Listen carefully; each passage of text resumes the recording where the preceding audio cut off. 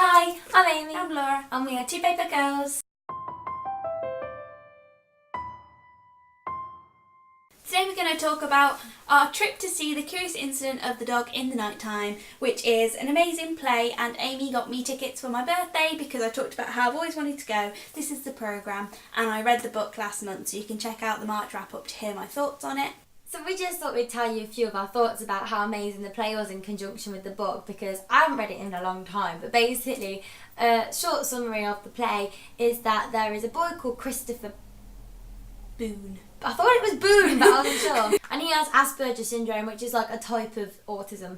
But it's pretty severe condition. It's basically just how he copes with it. And he lives with his dad, but then he finds a dog one night and has got a big pitchfork through it. And it kind of like shakes him up a little bit. Then he does the detecting, and he's so cute. He goes about trying to find out who's killed the dog. But then chaos kind of ensues, what with family and him trying to like understand how family works and just really why people tell secrets and lies. So the first thing we noticed when we got into the theatre was the amazing set. But as you can see, it was just like a giant box, and if you Google it as well, that'll come up if you want a closer look. But it's just like a big box, like made of lights basically, in cubes. So it was already like amazing to look at. But they used that set amazingly. Like that was the whole set. But they made rooms by like lighting up certain areas and like using the blocks as like being a television or being a toy, and like it was just a really creative way to use the set, which was like the first thing we noticed. We were like, whoa. And that kind of is like where the programme cover comes from, because this is basically what it looked like. But it also made the whole thing look like a graph, so the characters kind of walked in like the lines of the cube, like a graph almost, like because Christopher sees that he really loves maths, and he sees everything quite like very logically, and he kind of maps everything on into almost like a mathematical sense in his brain. So I think it was kind of like the cube like was his brain and how he works. And when he was getting like really stressed out because he was overwhelmed by like too much sensory input, there was like loads of just really loud noise and like lights to kind of make us feel how he felt. So it was just a really creative use of set, and it was just like amazing. It was such a good play. It was so good. When it was like he was drawing things on the floor, when he was doing his detective work, like he'd get this chalk and he'd draw it on the floor of like the entire set, but then it projects onto the wall behind him.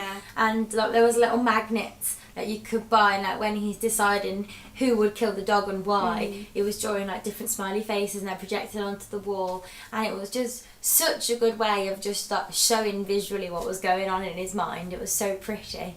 Also, the first half of the play is definitely really humorous. There was a lot of, well, we were laughing, and the people around us were just really cracking up because of how he acts. And that isn't insensitive, it's just he just fails to understand like emotions and what most people see as like really basic concepts, like metaphors he hates because he sees them as a form of lie, and he doesn't lie because he doesn't see the point in it. So metaphors, he's like, well, there isn't an apple in my eye, like what does that mean? And if I'm imagining an apple in someone's eye, I just can't remember what they were talking about. And that kind of explanation, it's just really endearing, but it does also show how difficult his condition is, especially for his parents, because he does this thing called groaning when he's really overwhelmed, where he just like screams and just like crouches on the floor. To see that, it was kind of like you were laughing like, oh, this is so hilarious, and then it just had these moments of like, oh, this is like a really difficult condition, and it just really kept the balance nicely. Like you weren't laughing at him, it was just kind of humorous, but then you felt it made us like cry multiple times, because it was just such a good way of like representing autism and kind of like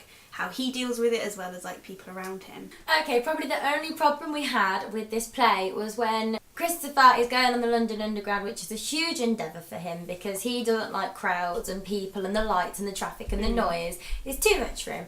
Well, it's too much for me. But anyway, bloody hell, like he carried his rat, Toby, in his little carry case, kept lifting the flap up, and everyone was like, oh, it's a real rat. And I was like, oh, I mean, look, it's a real rat. And I didn't know. And then he put the flap down, but then it went into like a sequence of he's having like too much like input and everything's going mental, and like the lights are flashing and like the sounds are too loud, and people are lifting him up like it was a really physical play. Like he was doing back flips and like forward rolls and running on the wall sideways. Then we're all like, hold on a minute.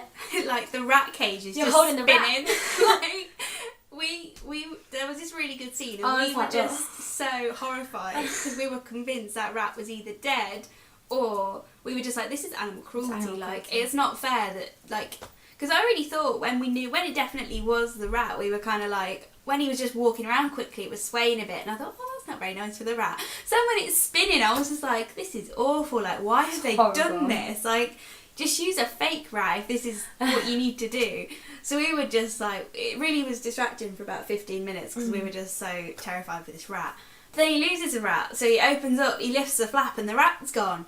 And I think there was just like an audible like, oh, from like the whole audience or everyone who was concerned about the rat, because it was just this moment of like, oh, okay, they obviously swapped it before all the crazy spinning, because I think it was partly to show how careless he was being, and that's how he lost the rat, because he was like too focused on everything else. He wasn't thinking about Toby.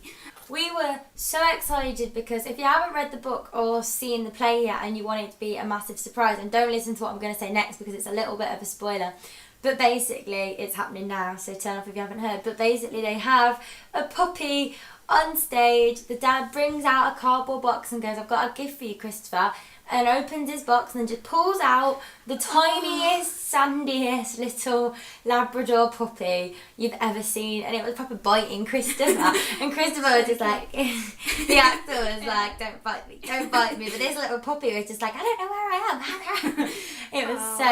It was the best thing I've ever seen. It was so cute, especially after all of the rat thing. I was like, wow, they used a real rat, and then we were scared for the rat. And now, when I remember, because I'd just read the book last week, but I hadn't really been thinking about what was going to happen next in terms of the ending. So when he said I got a present, I was like, oh my god, is it going to be a real dog? Because I was like, if it's a fake dog, that'll look really rubbish, especially after using a real rat. But I'm like, how can they have a real dog? And then it happened, it just came out of the box. It was so cute. Talking about endings though, the actual very ending of the play was a bit different to the book, because it was pretty much exactly like the book, like so many word for word lines, but they did change slight things. And one thing they changed is the very last thing you see before the lights going off is Christopher getting his A-level results. Again, more spoilers.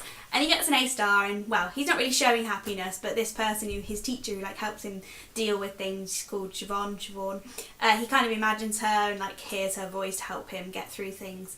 And she's like, oh, you happy? And he's like, well, of course I am. Like, I got the best mark.